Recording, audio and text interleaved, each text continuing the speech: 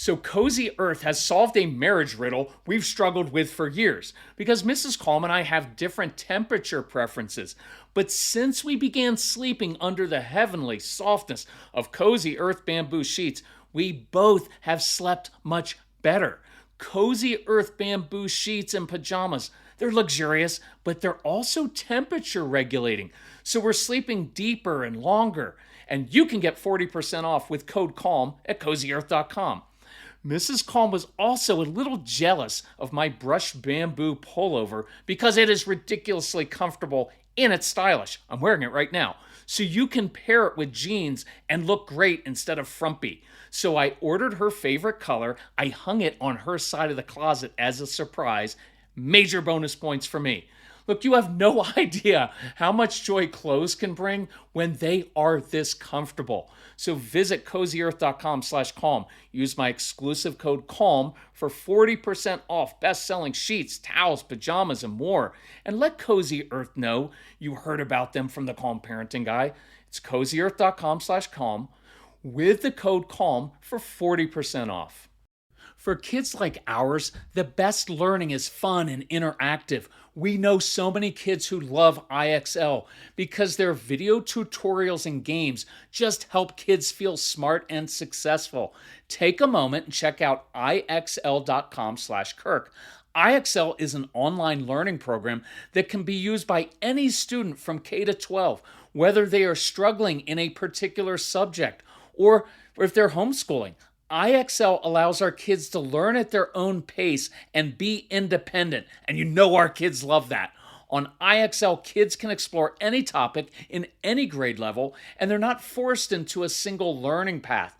Our kids thrive on positive feedback, and IXL consistently reinforces success. Make an impact on your child's learning. Get IXL now.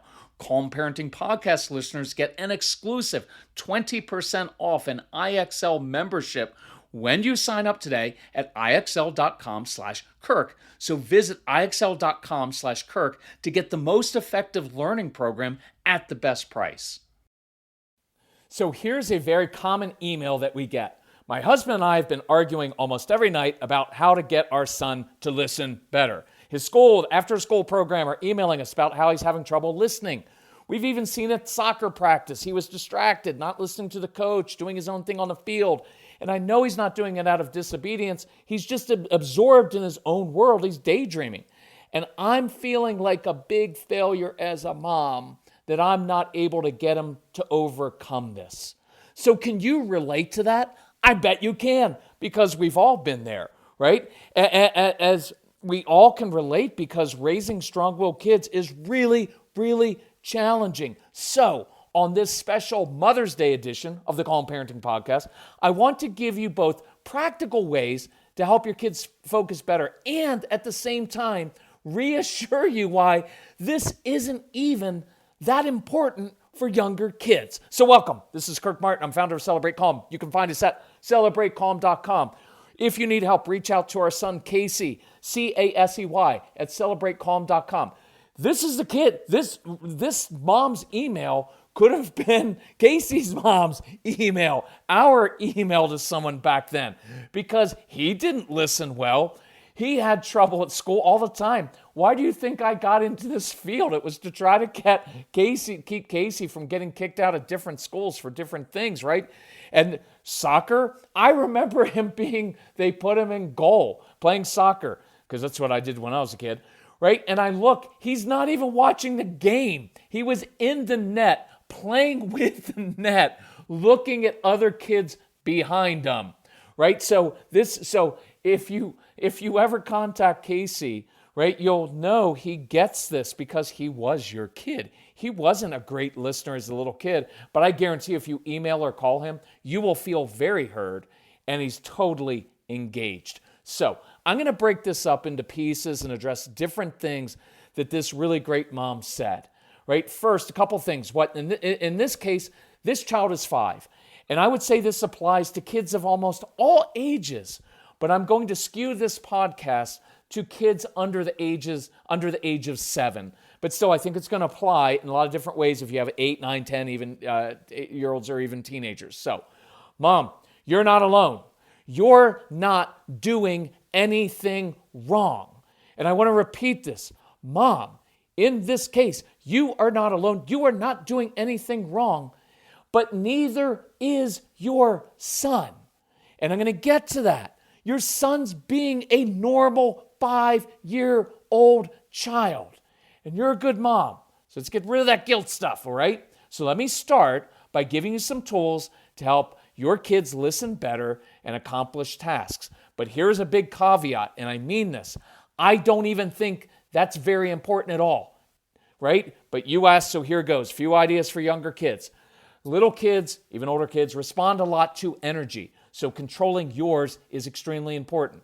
When you say no, use an even, matter-of-fact tone with no emotion. Always discipline, which means to teach, with no emotion.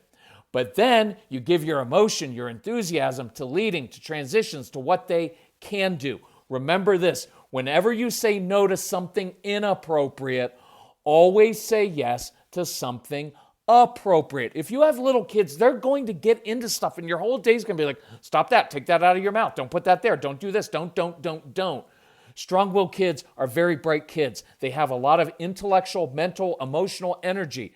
And so you have to get them doing things, not just don't do that. I'll give you an example. So Casey's little, I walk in to the living room, he's jumping on the sofa, right? It's like, we just bought the sofa and you want to go in there and lecture, right? And get all over them about there's springs on the sofa and you can't do this. Instead, I walk in and said, hey, jumping on the sofa, not happening in my home. But I love your energy. Listen, if you want to come help me stir the soup, if you want to come help me walk the dog, you want to come help me build this really cool spaceship with Legos, man, I could really use your help.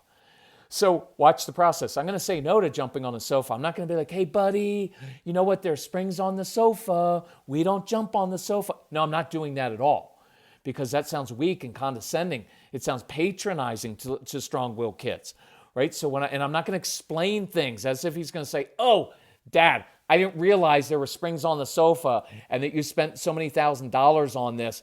I'll stop right now. It's not going to happen. So when I say no, hey, jumping on the sofa, not happening in my home. I like short, sweet, to the point, no long explanation. He already knows he's not supposed to do that. And watch where the transition is. But I love your energy. I try to point out the positives. Did I really love his energy? No, your kids are exhausting. But that's a key part of who they are, and I want to use that. So what's the transition? Man, I could use that energy. You want to help me with A, B, C. I've been to a lot of workshops. We talk to people at live events all the time, and I get this one a lot. How many of your kids love shoveling mulch? You'll be surprised how many kids love shoveling mulch, and there's a lot of reasons for that. But now I can give him a job to do with something he can do, right? So let's give intensity, not to what the kids are doing wrong, but to what they can do. With younger kids, make it intense, make it a challenge. Part of the hard thing with strong-willed kids is they're very bright and they just get bored. And if something's too easy, they won't do it. Now, I know a lot of you are like, I like the easy tasks. They don't. So I make it a challenge, but you can't put your shoes on the wrong foot and get downstairs in the next 38 seconds. Why is that a challenge? Because there's a greater chance that your child's going to fall down and crack their heads open running down the stairs. Now, I'm kind of joking, but the reality is it stimulates their brain and it's a challenge and it's different. It's a little bit odd. They like to do things a different way. One of my favorite phrases, hey, bet you can't do X. Sometimes I make it a competition. Now, don't make it a competition in which they can't win or do it well because now you're going to have a meltdown for the next 3 hours. One of my favorites, this is really cool. Hey, don't tell your mom, but... right? Or don't tell your dad. Now, look, I'm not teaching kids to be subversive and subvert their parents' authority. It's just a fun thing. As soon as you say, hey, don't tell your dad, but here's what we're going to do, right? You're making it fun. Don't be afraid to make things fun when kids are little. Getting them to brush their teeth. I know they need to brush their teeth because it's good for their dental hygiene. I get all that. But it's a little kid, right? And so sometimes dad can come and say, hey, guess what we're going to do every night? We're going to have a contest. We're both going to brush our teeth out on the deck, and then we're going to see how much toothpaste we can spit off the deck onto the ground. It makes it fun. It's interesting. Create successes. Start the day with a win. I love treasure hunts, and I love mixing this with some kind of obstacle course in the basement in the backyard, something your kids have to crawl through, crawl under, climb over, push, pull. It's really good for their bodies. It's really good for their brains. So I wake them up and say, hey, guess where I hid your breakfast this morning? Guess where I hid your favorite toy? And now you get them on a mission. Instead of waking up, hey, do the 5 things you least want to do early in the morning, it's, hey, I got a challenge for you. They get out of bed. They won't even get dressed. They'll run outside, even in cold weather, and do this. Okay, use it with wisdom, obviously. So, but now they're accomplishing a mission, and you get to start the day with, hey, good job doing that. And they just accomplished a task, something they're not always great at doing for you. Give your kids sensory things to manipulate. It just helps. Little kids don't always hear you because they're caught up in their own world, as they should be. I'll get to this a little bit later. But they're curious. They're focused on what they're curious about, so they tune everything else out. So to cut through the clutter, sometimes I use nonverbals. Moms and dads, most of us had parents who used very few words with us. We are around our kids now all the time. So the more words you use, the less valuable they become. So I use a lot of nonverbals with strong-willed kids, like music, flicking the lights on and off, right? I can also say this, hey, that's really cool what you're doing. Why do you like that so much? And I engage them where they are. And I can listen for 30 seconds and then transition with some energy to, oh, here's what I could use some help with now if you want to be more grown up, right? I like appealing to giving them more adult-type jobs to do. I don't care if they're 5. Give them something that a 9-year-old does, that a 12-year-old does, right? Remember to get them to stop doing things by giving them activities to do. Hey, you're really good at doing X. Could you help me do X? Right? Let's try to turn some of these common situations into successes. So remember that whenever you say no, you have to say yes. So instead of just saying, hey, don't ride your bike fast, right? Which is like telling me not to eat that brownie that's sitting over there. Can we create an acceptable challenge to give your child with his bike, lets him push the boundaries as kids are supposed to do, but still remain within an acceptable boundary, right? Make things a challenge to stimulate their little brains. Give it a time limit. Do the task backwards or blindfolded. Bet you can't do. Remember that? That's a really cool one. Now, if your kids don't do well with time limits, don't do time limits, okay? Use wisdom with this. So Mrs. Calm told me yesterday, I wish I had begun drinking AG1 sooner. My stomach has felt so much calmer and I'm more regular. My AG1 in the morning provides some consistency I really crave. And that's one reason I love my AG1. It's an easy, healthy daily routine. No messes, no blenders. We put 1 scoop of AG1 into a bottle of water, shake it up, and start our day with 75 vitamins, probiotics, prebiotics, and whole food sourced ingredients. Check out a special offer at drinkag1.com/calm. Look, I've got more energy, better mental clarity, and AG1 supports my immune health. And that's why I've been partnering with AG1 for so long. Be an AG1 couple like us. AG1 is offering new subscribers a free $76 gift when you sign up. You'll get a welcome kit, a bottle of D3 and K2, and 5 free travel packs in your first box. So check out drinkag1.com/calm to get this offer. That's drinkag1.com/calm to start your day with a win.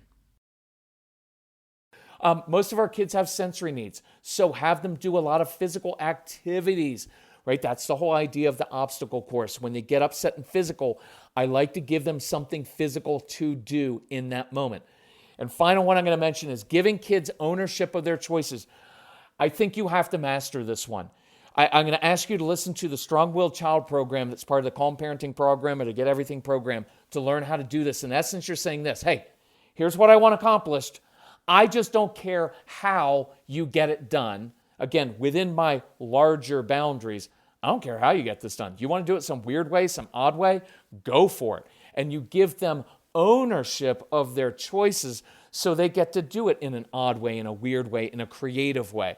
It's extremely important to understand your strong-willed kids, so please listen to that program. Number 2, with that said, here's what I really wanted to talk to you about in this podcast and what I want you to focus on. So we're going to break this down step by step what the mom had written. My husband and I have been arguing almost every night about how to get our 5-year-old to listen better. My response, your goal at this age is not to get him to listen better. It's to encourage his curiosity and his imagination and not put limits on his thinking. I don't think there's a problem here at all. If anything, it is our expectations and goals that are completely misguided, right? The more concerning email to me would be, we're struggling to get our 5-year-old to play and have fun and be curious and explore and use his imagination and make messes and try new things. He just colors within the lines and he obeys without ever questioning anything. I'm concerned he won't be a very good thinker or problem solver when he grows up. Now that would concern me. But having a 4, 5, 6, 7-year-old who's not great at listening, that doesn't concern me at all. Because look, here's what I'm hearing. We have a young child with a great imagination who gets curious about things that excite him. He then pursues his curiosity and tunes everything else out, which, by the way, is a great form of hyper-focusing. It's a really helpful trait for entrepreneurs and really highly effective people, right? Our son thinks through things. He tinkers with mechanical objects. He's got a vivid imagination. He makes up stories. He's developing all this by daydreaming. Yes, sometimes he doesn't hear us, but he's only 5, and we'd rather have him be a curious explorer right now. See, that's what I'm hearing, and I'm like, you're not doing anything wrong at all, Mom. You're doing a great job, right? Here's the thing. Your child's 5. Let me say, your child's 4, 5. Your child's 6, he's 7. The job description of a 5, 6, 7-year-old is not to be productive and efficient. And I can hear every dad listening saying, well, if he can't learn to follow directions, how's he ever going to be responsible in life? I understand your concerns, but now I'm going to dismiss them 100%. That's your own anxiety causing you to project out into the future. You're looking at basically a toddler, a young developing child, and projecting out and thinking he's going to be like this when he's 27 or 35. It just doesn't work that way, right? Their job is not to be a little version of you. Their job is to be, I did this with a dad on a phone consultation once because he's getting all upset. And I got that. I'm a dad, right? I want that from age of 2. I want some self-discipline built. I get that. But I said, Dad, here's what I want you to do this week. I want you to write a job description for a 5-year-old. And this is what he came back with. Their job is to be curious and make messes and daydream and create and live inside their imagination and play make-believe and ruin your agenda as a parent and frustrate you because they aren't little type A freaks like you and I are, right? Now, here's a warning. And look, I'll just say it. If you don't chill out and change your expectations and control your anxiety, I promise you, this is what's going to happen. This child is going to grow up feeling like a bad kid, maybe like a stupid kid, like he can never please you. And you will be perpetually frustrated with this child, and he will feel that down to his core. And eventually he's going to internalize that my parents are never happy with me, and I promise that will hurt him deeply. It will fracture your relationship, and that can last a really long time. You don't want that, and I don't want that. I see it on the back end when kids get older, and I see it happening when kids are young in this process, and dads and mom are like, well, he just needs to go with the program. I'm like, he's 5, right? Let's create successes, all the stuff I talked about before. Okay, number 3, his school and aftercare program are emailing us about how he is having trouble listening. Of course they are. And of course he's having trouble listening because he's caught up in a more interesting world inside of his brain than the world that's going on at the school. And I understand we do a lot of training of teachers in schools and after-school programs and preschool programs. We do all that training, and I try to get the teachers to say, look, give them specific jobs to, give them missions. And I know how hard it is to run a classroom, right? But just think in a classroom, I've got 20 kids I'm trying to manage. I just got to round them up, right? And keep them moving just to keep my sanity, right? Like that's hard. But schools also ask our kids to do a lot of arbitrary tasks that simply don't matter right now, right? And we shouldn't force kids to do arbitrary things just to make our lives easier, right? So share with your school the ideas that we've shared before and in our programs and other podcasts, right? To give them challenges, missions, great successes, affirm when they do, follow through, get your kids to be the leader, but also ask the school, like, please be flexible. My kid's 5. Because I can guarantee you with a 5-year-old, 6-year-old, 7-year-old, preschool, first grade, you're going to get calls from the school. You are. Your daughter can't sit still. She gets up and walks around. She doesn't listen to it. It's just going to happen. But I don't want you, and I'm going to say it this way, do not rob your kids of their childhood and their innocence by forcing them to conform to arbitrary standards at such a young age.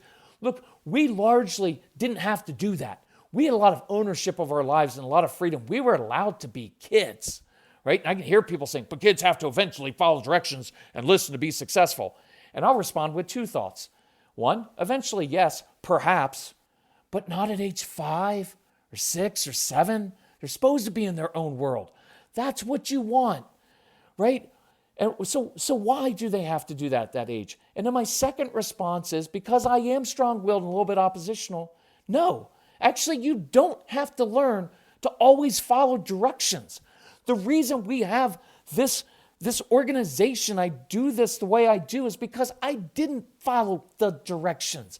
And I don't like doing it the way other people do it. That's why I don't have bumper music on our podcast, and I don't have it all edited, and I don't have a co-host that we talk about meaningless things for the first 3 minutes that you hate. I jump right into it. Why? This is the way I like to listen to a podcast, so I do it that way, right? You can live by your own rules, and many of your kids do, and life will be harder for them in certain ways. I do things the hard way. I am a stove toucher. I learn best that way, and I'd rather touch the hot stove and do it my way than have to do it the way someone else did that. And so I want you to give your kids some space to figure that out, but not at age 5. You don't have to follow directions perfectly, not just to make your parents' life easier, right? Does that make sense? So I'd ask you, control your own anxiety over your child's future. This is what you want right now. It's age appropriate. Don't crush this child's spirit because of societal pressure and arbitrary standards. Don't put your child in a box and make him be like other 5-year-olds. And I would ask you to please not compare, right? Comparing your child to other 5-year-olds is a death trap. Besides, whose standards are you using to compare them?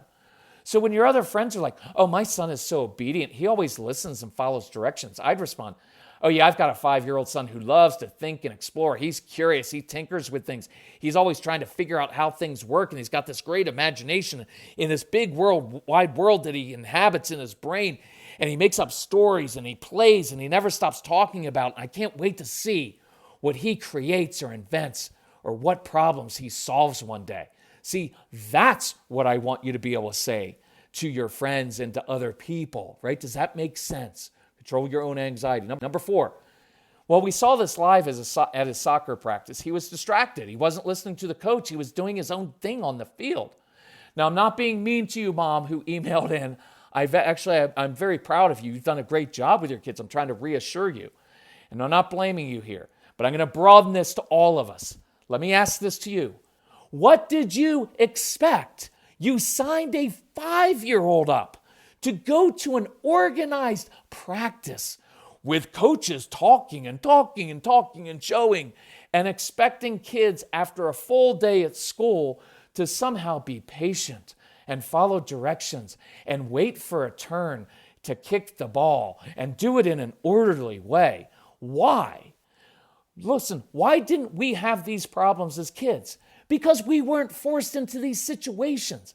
When we were 5, what did we do? We went outside and kicked the ball around with our friends. As we grew up, we made up our own games, our own rules. We didn't have to stand in line waiting for our turn to kick the ball and get yelled at by some adults because we're not doing it the right way.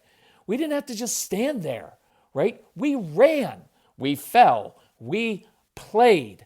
And I really want to emphasize this because there's a lot of research on this.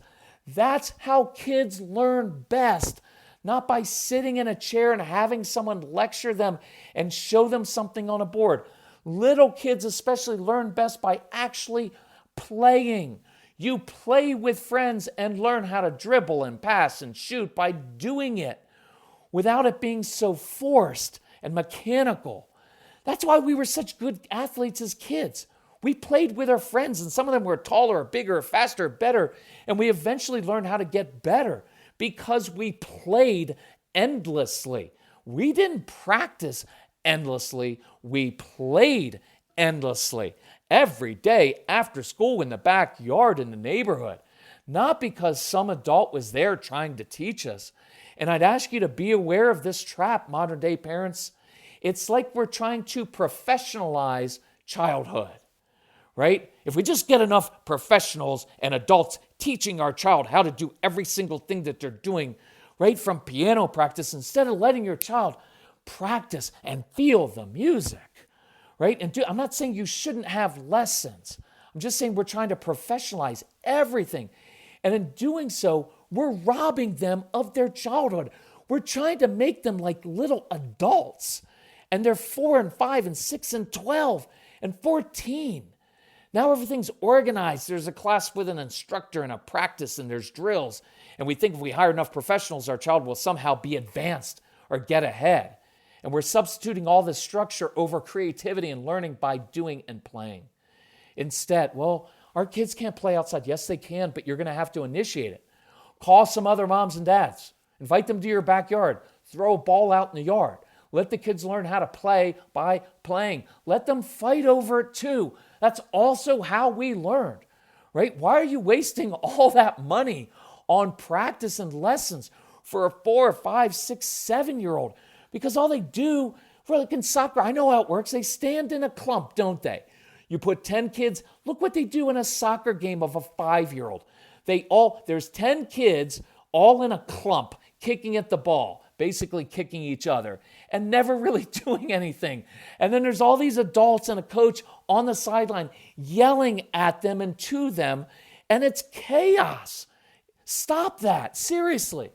Be the brave parent who says, hey, other mom, you want to bring your kid over one day and just let our kids play in the backyard together? I guarantee there are a lot of other parents who don't want to be pressured into the modern way. You'll save a ton of money, gas, time, and wasted energy, and your child feeling of failure. You got to learn how to practice. No, they don't. Let them play. Just have play dates. You and the other mom or dad, you can sit and have a glass of wine or iced tea while their kids are doing what they're supposed to do. Run around and get dirty. Number 5. I know he's not doing it out of disobedience. He's just absorbed in his own world, daydreaming. Mom, thank you for that recognition. Parents, please stop misinterpreting everything as disobedience and rebellion. Let your kids be kids again. Stop imposing your own adult world on little kids. I want to free you from that. I want to liberate you from that. I want you to be able to enjoy your kids' childhood so they can enjoy it and so you can enjoy them. Take all that pressure off of them. Take that pressure off of yourself. It's so hard. You're laboring under such burdens, moms and dads. Well, I've got to teach them every minute of every day how to do this and get better. Let them be kids. Learn to be a kid yourself again and enjoy running around. Say no to some of that other stuff and just play, right? Here's what I want you to know about daydreaming. Daydreaming is a sign of a very bright child with a good imagination. I want to encourage that. How do you think people invent new products and services that revolutionize our lives? How do you think problem solving happens? Who do you think writes all those great books and screenplays for movies and songs that move you? It's daydreamers and thinkers, not sitting in a room, hey, in the next 60 minutes, you're going to come up with a great idea. They're daydreamers, they're thinkers. We need people doing this. Now, here's a great way to engage a child who's daydreaming or lost in his thoughts. Do this, ask with great curiosity. Hey, where did you just go? Inside your head and inside your heart? I bet it was somewhere fascinating. And then listen to what your child tells you about. It's a fantastic way to understand what motivates your child, what energizes him, what animates her thinking. See, it's a gift, right? Because now your child's going to tell you what they're thinking about instead of, you know what, stop that daydreaming and do some arbitrary task that I just asked you to do, right? That's kind of what we're saying. And you can also use this to get your child on task when necessary. Hey, while we do X, why don't you tell me about what just happened next in your make-believe world? Enter into their world. Stop trying to pull them into your world and enter into their world and lead them. right? Or maybe you take a character from the story that your child's creating and ask, hey, how do you think Charlie the chipmunk would like to brush his teeth at bedtime, right? I want a creative problem solver with a good imagination who knows how to think, not just a kid who takes orders from other people. Look, your kid's they're going to eventually be a better listener, but they're probably always going to struggle in this area a little bit, right? I just don't put as much importance on this trait as other people do because I think there are more important traits, and you can't be good at everything, right? Number 6, and you can hear this, moms, all of you. I'm feeling like a big failure as a mom that I'm not able to get him to overcome this. And my message, especially on Mother's Day, is you're not a failure as a mom. You're doing a great job as a mom, right? There's nothing to overcome, Mom. He's doing as he should at this age. You're not doing anything wrong, and neither is your son. It's your expectations of yourself and your son that are way off. It is the school and aftercare and society and other parents who have the wrong priorities and expectations. You're a great mom. You're not a failure. In fact, you're an exceptional mom because you have created an environment in which your son loves to explore and use his imagination and daydream and think and be creative. You've fostered that. Mom, you're a great mom. You're doing the right thing now. Don't mess it up by trying to give in to what everybody else is doing. And men, like me, don't come in and ruin this and demand that your little kids become some little blind obedient servant to your arbitrary whims. Yeah, look, in our programs, we teach kids how to become independent, how to take care of themselves and be responsible for themselves. And we do that by look, a lot of that is the ownership piece and the internal motivation, right? Using the tools we mentioned up front. But watch this obsession with getting kids to follow directions and just be obedient. Look, guess why many of you are in an unfulfilling marriage or relationship? Because when you were young, here's what you learned. You learned that the only way you could get your parents' attention or acceptance or that pat on the head that you needed so badly was by doing whatever they told you to do obediently and never speaking up. And you learned very quickly that if I have my own thoughts, my parents will not be happy with me, and perhaps worse. But if I just follow directions and never cause a fuss, they'll be happy with and accept me. So guess what you did? You grew up, you continued that same pattern, and you became the people pleaser who married the controlling spouse, for whom you have now become again the obedient child.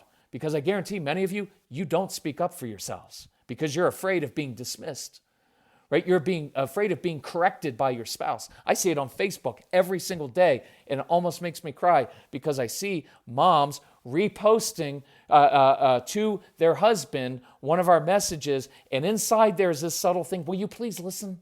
Will you please listen because we need help with this? Because I'm tired of managing the kids' emotions and your emotions, and I need some help. Will you please listen to this?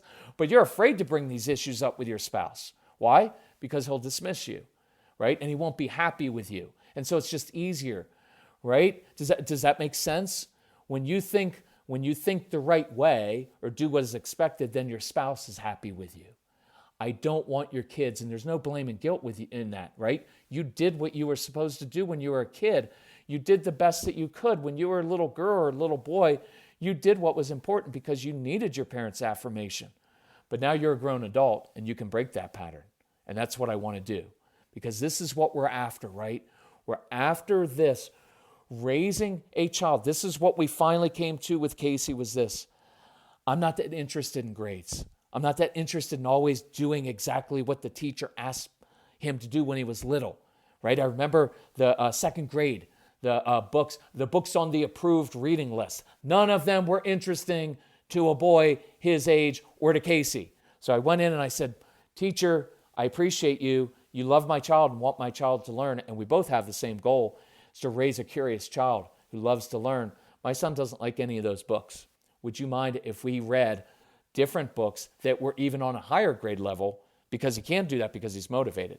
And some teachers would say, absolutely, go for it. And I was like, awesome, thank you. And some teachers said, well, if he doesn't read the books on the approved list, I'm going to have to mark his grade down. And I remember saying, I'm okay with a lower grade. I'm not interested in arbitrary grades. I'm interested in raising a curious child who loves to learn, because that's what we're after. You're the parents. You have choices to make. And I want you to be that protector.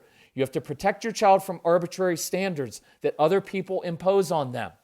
and that you're probably already imposing on them a little bit, right? So we're going to scale back from that and determine what's really important. So you're going to protect your child from that.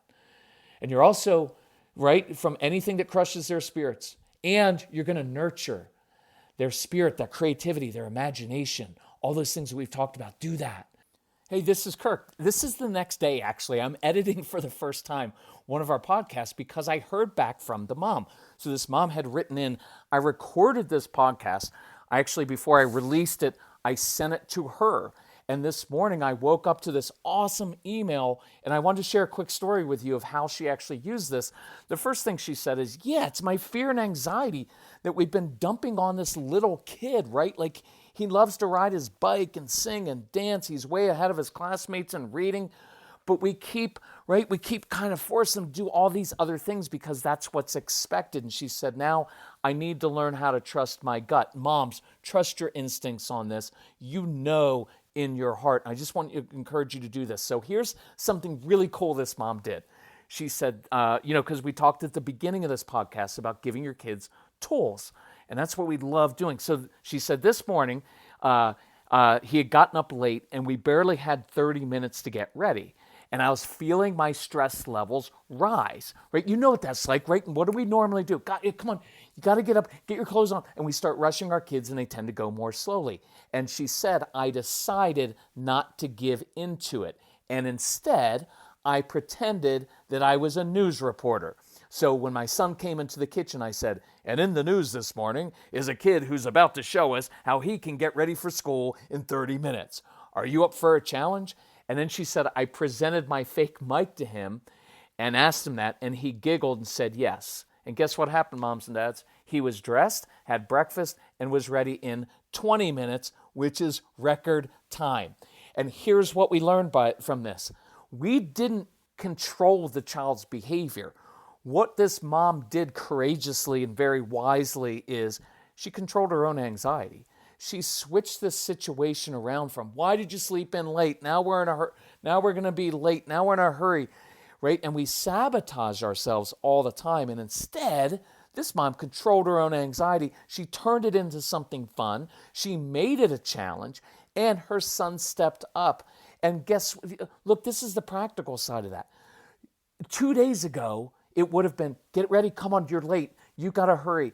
And then maybe a kid with a little bit of anxiety would be crying in the car, and then the whole ride to school is miserable. The child shows up for school, and he's been rushed and hurried and doesn't feel good about himself, and the day's kind of off to a bad start. And just by controlling herself and having that presence of mind, and that's why I encourage you, we've got a big Mother's Day sale. Listen to the programs. They're right on an easy app, right? You listen right on your phone while you're doing stuff during the day. Do it while you're at the office. Your boss isn't going to know what you're listening to, right? Do it while you're, right? It'd probably help you with your actual work by just controlling yourself and your own anxiety instead of all of your coworkers. But listen when you're riding in the car. Let your kids hear it. I guarantee. Look, I'll give you a challenge. Let a 5-year-old listen to this podcast even. Listen to the programs on the app. And I guarantee they'll learn about their brain. They'll be like, Mom, yeah, it'll work much better if we do it that way. Start making things a challenge. I'm up for that. Like, let them listen. Let your teenagers listen to, we've got the one that Casey recorded for kids. That's included in the package. Let your kids listen to that one because it's a kid talking to a kid. Anyway, I'm so proud of this mom, proud of all the moms out there who work really hard at this. It's such a hard job. And just by controlling yourself and really enjoying your child, this mom enjoyed her son this morning. And look what happened. So if you need help, just let us know. That's what we're here for. Reach out to Casey at celebratecalm.com. Take advantage of the Mother's Day sale. It's on all of our products on the website. If we can help you in any way, just let us know. And hopefully this editing job went okay. But don't count on it. I'm going to continue to make these imperfect because I'm still practicing imperfection, so I'm not a freak anymore. Anyway, hey, love you all. Bye-bye.